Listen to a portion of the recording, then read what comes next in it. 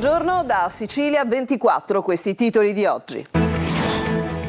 Sequestrati beni per 2,5 milioni di euro all'ex rettore di Messina, Salvatore Cuzzocrea, indagato per plurimi reati di peculato. L'inchiesta per uso privato dei fondi dell'Ateneo anche per partecipare a concorsi ippici. Ad Aragona, nell'Agrigentino, la storia di Gloria, violentata 11 anni. Oggi la 19enne trova il coraggio di denunciare. Bisogna evitare che ci siano altre vittime, dice. Stop alle analisi cliniche in Sicilia, esauriti i tetti di spesa, scatta la serrata dei laboratori, la protesta a Palermo, non possiamo andare avanti così. Un viaggio da Catania a Palermo in treno, riaperta la tratta che dura 3 ore a un costo di poco superiore al biglietto del bus. L'alta velocità in Sicilia è ancora lontana.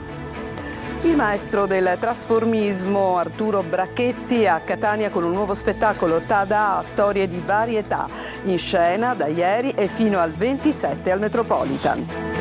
Calcio, il Catania al lavoro per la trasferta di sabato a Picerno. L'infortunio di Cicerelli costringe il tecnico toscano a trovare soluzioni alternative. Grella in un messaggio ai tifosi: abbiamo creato un gruppo forte capace di reagire ai momenti di difficoltà.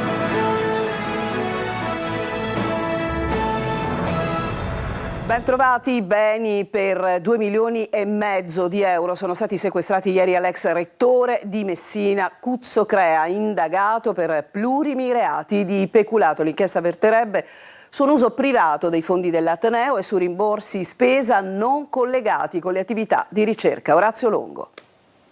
La procura di Messina aveva chiesto i domiciliari contestando plurimi episodi di peculato all'ex rettore Salvatore Cuzzocrea, ma il giudice per le indagini preliminari non ha ritenuto sussistenti le esigenze cautelari. È lungo oltre 700 pagine il decreto con cui il GIP ha disposto il sequestro di beni per un valore stimato di 1.600.000 euro, eseguito dalla Guardia di Finanza, più altri 800.000 euro errotti, fermati con provvedimento d'urgenza della procura. Le indagini ruotano attorno a quello che sarebbe stato, secondo gli inquirenti, un sofisticato meccanismo attraverso il quale l'ex rettore, in qualità di pubblico ufficiale e responsabile scientifico di progetti di ricerca, avrebbe goduto di somme di denaro utilizzando ai fini di rimborso spese documentazione contabile artefatta o non inerente ai medesimi progetti. Fra le varie irregolarità contestate anche la presentazione di scontrini fiscali relativi ad acquisti effettuati per spese personali o la richiesta di rimborso di missioni effettuate per presunte attività di ricerca ma risultate coincidenti con la presenza dell'ex rettore a eventi ippici, mentre acquisti avrebbero riguardato materiali non collegati all'attività di ricerca ma a beneficio di un'azienda agricola riconducibile all'ex rettore.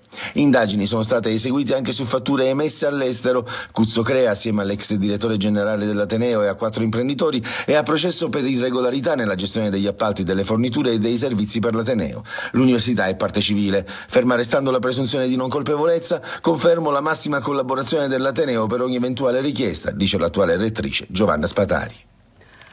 Ad Aragona, in provincia di Agrigento, una ragazza che oggi ha 19 anni ha trovato la forza di raccontare lo stupro subito quando ne aveva soltanto 11. Il servizio di Davide Sardo.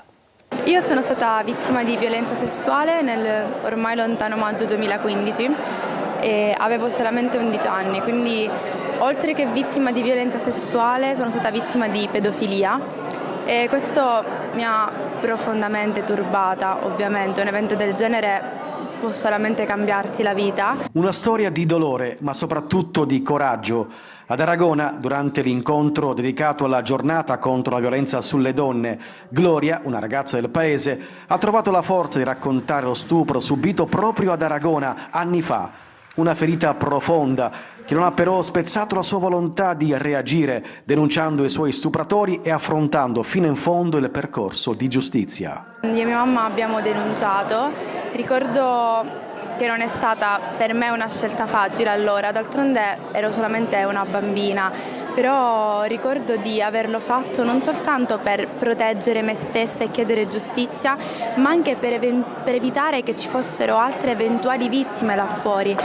Io non sono stata l'ultima, purtroppo non lo sarò, e per fermare tutto questo, per evitare che molte altre bambine, molte altre donne soffrino, è importante lottare, è importante gridare, urlare a gran voce e non avere paura, non nascondersi dietro la vergogna. Vergognarsi non dobbiamo essere noi vittime, ma solamente chi ci ha stuprato e chi ci ha fatto del male. Oggi Gloria guarda avanti, la sua testimonianza diventa un appello a tutte le donne, non a rimanere sole, chiedere aiuto e denunciare, perché il coraggio di una può aprire la strada al coraggio di tutte.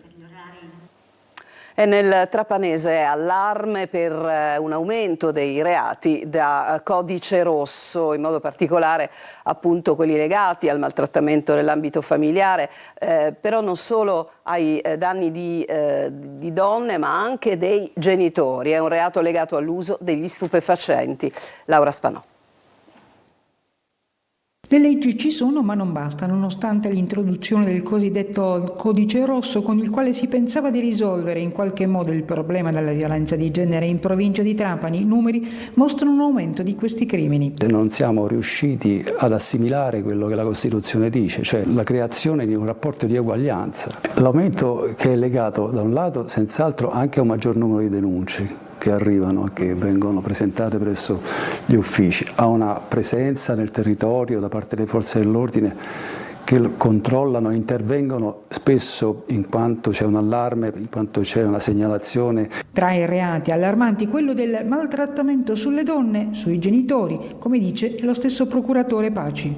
La gran parte, se non tutti i casi di maltrattamento che abbiamo sono collegati a vicende legati ai rapporti di coppia, sia tra coniugi, sia tra conviventi, tra ex conviventi, ex coniugi in fase di separazione. Adesso dei nuovi reati di cui stiamo prendendo consapevolezza, che riguardano per esempio sempre all'interno della famiglia i reati collegati all'uso degli stupefacenti. Trapani per esempio si è notevolmente aggravata la questione che riguarda l'uso delle sostanze stupefacenti da parte soprattutto tra i giovani, e questo ha per esempio una ripercussione in una nuova figura di reato che è la violenza commessa nei confronti dei genitori per procurarsi la sostanza stupefacente. I reati racchiusi nella cosiddetta violenza di genere sono crimini che ormai non si possono contestualizzare però ad una sola determinata fascia di popolazione, ma investe tutti. A Siracusa, fermato dopo 2 giorni di ricerche, un 46enne che aveva picchiato lo zio al quale aveva rubato il bancomat e poi aveva dato fuoco alla sua abitazione. Una vera escalation di violenza scatenata per non essere riuscito a prelevare denaro con il bancomat rubato appunto allo zio. Poi la fuga in una villetta a Serra di Falco dove è stato fermato dagli agenti di polizia. E adesso, ieri a Palermo, lo sciopero di laboratori di analisi, studi medici convenzionati col sistema sanitario nazionale, il tetto di spesa è stato raggiunto e tante altre sono le rivendicazioni della giornata di sit-in di ieri, ce la racconta Marco Gullà. Tetti di spesa esauriti, ma soprattutto dialogo fra istituzioni e sigle dei convenzionati ritenuto insufficiente. Dai laboratori di analisi, da oggi è stop alle analisi cliniche gratuite in tutta la Sicilia e davanti il governo regionale a Palermo scoppia la protesta.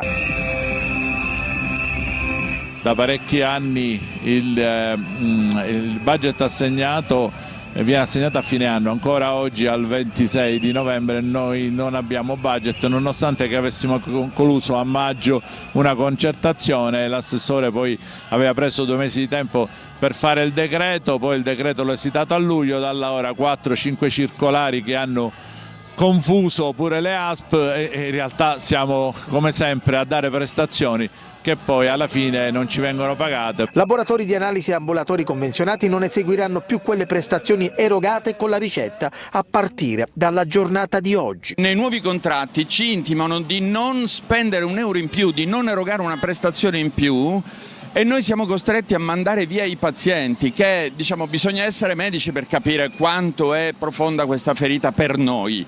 E poi le liste d'attesa che non si riescono ad abbattere tra i temi della protesta odierna. La crisi sanitaria regionale, ma possiamo dire nazionale, determina una lunghezza nelle prenotazioni a discapito delle visite anche urgenti dei consumatori, degli utenti, che si vedono importanti esami diagnostici da fare in maniera preventiva con liste di attesa di un anno. Si deve ritenere che il ricorso non dimostra la sussistenza di tutti gli elementi dei reati contestati, è quanto sostiene la Procura Generale della Cassazione sul ricorso presentato dalla Procura di Palermo contro l'assoluzione di Matteo Salvini per il caso Open Arms nel processo per sequestro di persona e rifiuto di atti d'ufficio. Secondo l'accusa, Salvini aveva illegittimamente negato a un gruppo di migranti soccorsi in mare dalla Open Arms di sbarcare a Lampedusa nell'agosto del 2019. E adesso un viaggio in treno sulla tratta che collega Palermo e Catania, l'abbiamo fatta con Lorena Dolci che vi racconta di questo ritorno alla possibilità appunto di viaggiare in treno tra le due città dell'isola. Sentiamo.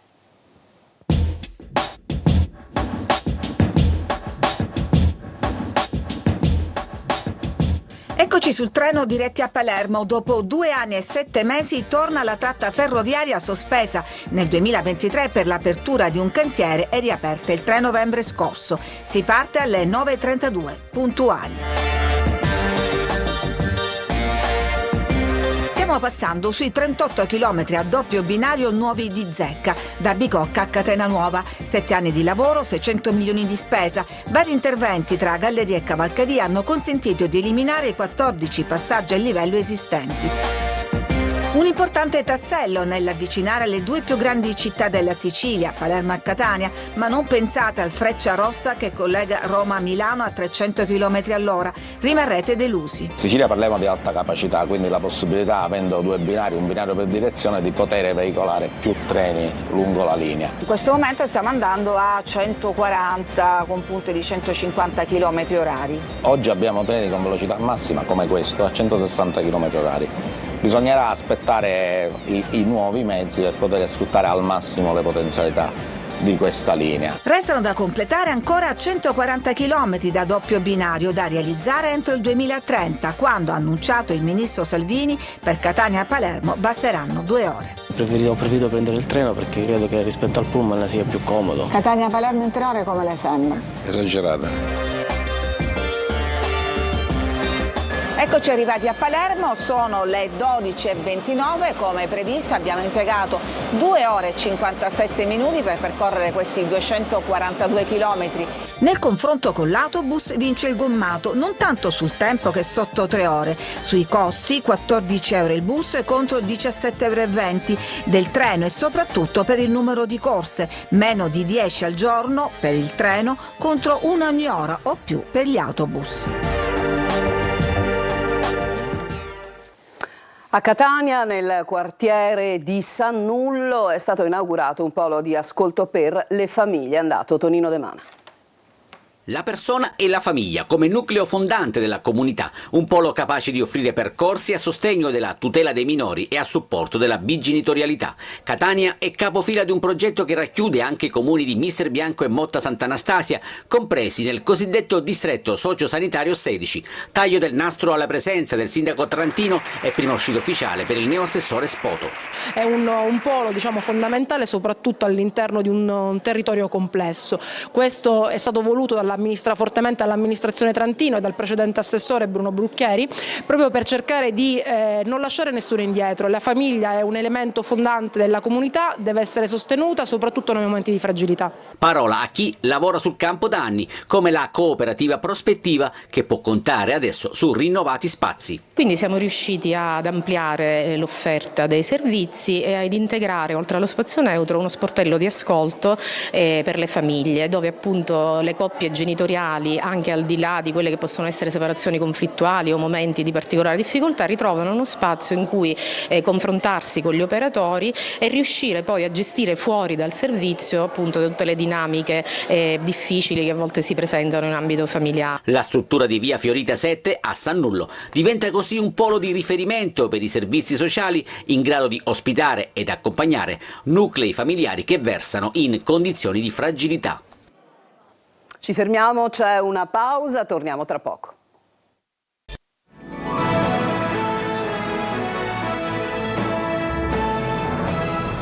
Seconda parte di Sicilia 24, solo i morti risorgono, è il titolo del libro pubblicato dalla collega Adelaide Barbagallo e da Don Salvatore Bucolo. L'esperienza della morte, intesa non solo in senso letterale, la forza per sperimentare la resurrezione. Il libro prende spunto dalla trasmissione Parliamone, in onda appunto sulla nostra rete e su Antenna Sicilia. Orazio Longo.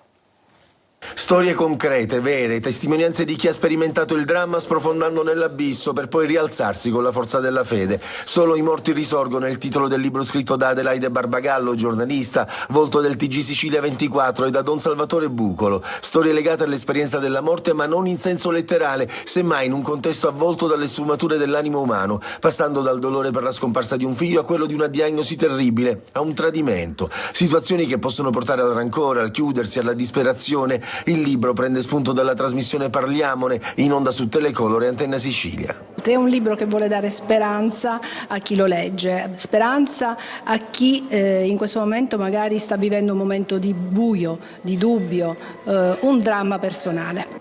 In un dialogo tra Sacra Scrittura e testimonianze che si dipana in 21 storie attraverso chi nelle avversità ha trovato occasione di risurrezione. Abbiamo scelte quelle che magari sono più pregnanti, più forti e che in ogni caso sono storie in cui tutti ci possiamo specchiare realmente. Un'operazione giornalistica che ha qualcosa di profetico, ha commentato l'arcivescovo di Catania, Monsignor Luigi Renna. Cos'è la profezia, ha detto, se non far intravedere Dio presente nel mondo e il futuro di salvezza che ci ha preparato. E cambiamo argomento, il maestro mondiale del trasformismo, ovvero Arturo Brachetti, da ieri a Catania per 3 serate di un suo spettacolo evento. Sentiamo.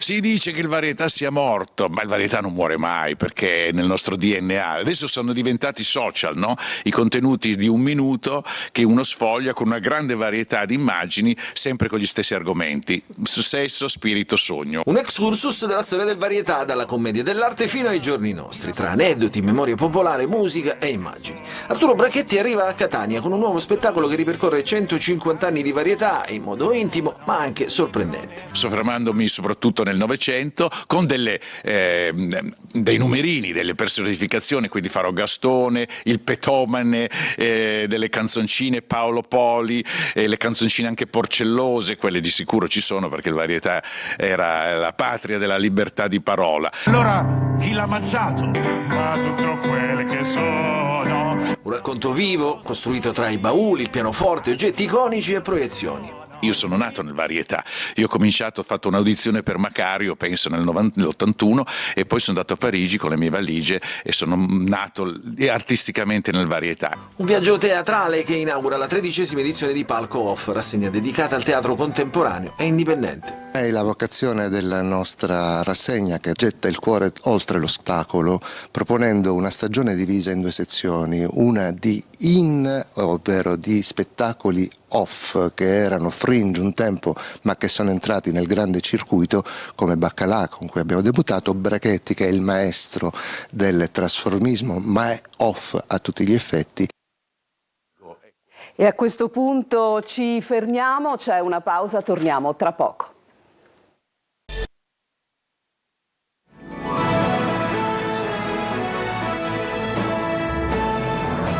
Siamo tornati in studio con il calcio, la conferenza stampa oggi dell'allenatore Domenico Toscano che ha lavorato in queste ore sulle ipotesi di nuova formazione per sostituire l'infortunato Cicerelli. Sentiamo. Il grave infortunio di Emanuele Ciccerelli è stata una mazzata per il Catania, per Toscano che perde uno dei giocatori più in forma, ma anche per il gruppo che aveva trovato quel leader in campo a cui aggrapparsi. Come è stato per Aloi, Chilafi e Ierardi, la compattezza della squadra si vede anche nel momento più difficile per un compagno. Noi abbiamo fatto un grandissimo lavoro in estate per costruire una squadra, un gruppo forte, che anche nei momenti di difficoltà sa come lavorare insieme per portare questo club sempre in avanti.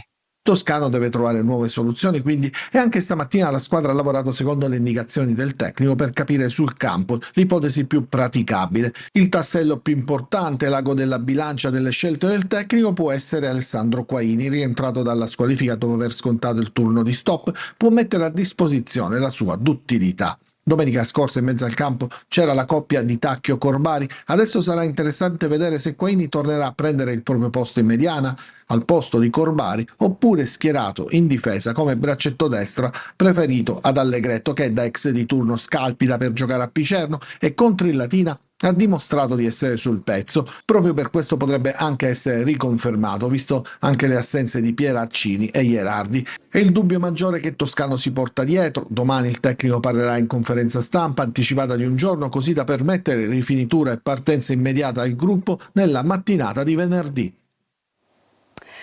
E a questo punto il Palermo al lavoro per la gara di sabato al Barbera contro la Carrarese. Inzaghi valuta la novità di formazione. Marco Gullà. 5 partite alla fine del 2025, 5 partite che possono cambiare l'itinerario del Palermo. Rosanero senza bussola e con una crisi di identità.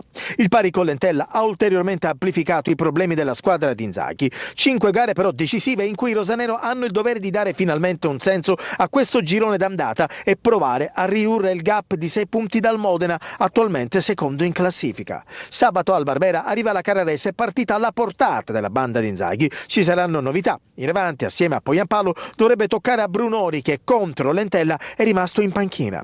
In cerca di riscatto, il capitano rosanero è andato a segno una sola volta in questo campionato. A centrocampo, scontata la squalifica, dovrebbe toccare a Ranocchia riprendere in mano i fili della manovra. Pochi biglietti venduti, i tifosi rosanero sono scoraggiati dagli ultimi risultati.